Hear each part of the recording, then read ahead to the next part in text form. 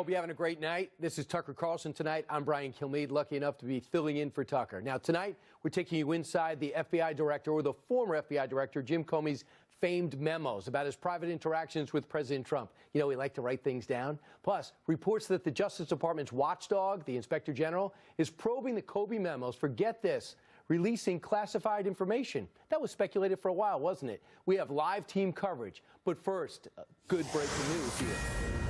President Trump's risk-taking with North Korea has a lot of people raising their eyebrows. Well, more good news tonight that North Korea will now suspend its nuclear and missile tests until this summit starts, whenever it is, wherever it is. The president heard that news and tweeted this out. North Korea has agreed to suspend all nuclear tests and close up a major test site, at least for now.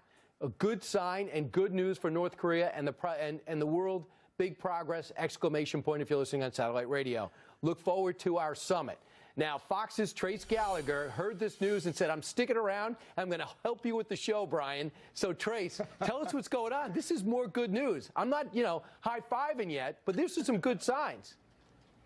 It is good news, Brian, but history shows that anything coming out of North Korea should be taken with a giant grain of salt. But in this case, Kim Jong-un is trying to up the ante by saying that he plans to stop nuclear testing and that he plans to offer proof. North Korean state-run media released the following statement from Kim, quoting now, from April 21st, North Korea will stop nuclear tests and launches of intercontinental ballistic missiles. The North will shut down a nuclear test site in the country's northern side to prove the vow to suspend nuclear tests.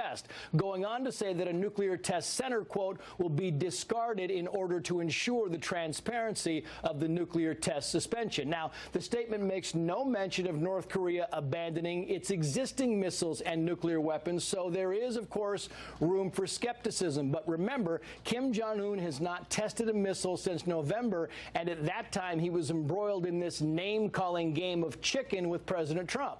So for now, this appears to be a major concession by the North and a major victory for the president. And it precedes what could be a historic summit next month or in early June between Trump and Kim.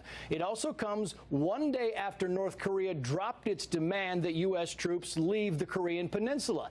And that came in the wake of that stunning revelation that Secretary of State nominee Mike Pompeo actually visited North Korea over Easter and met with Kim Jong-un.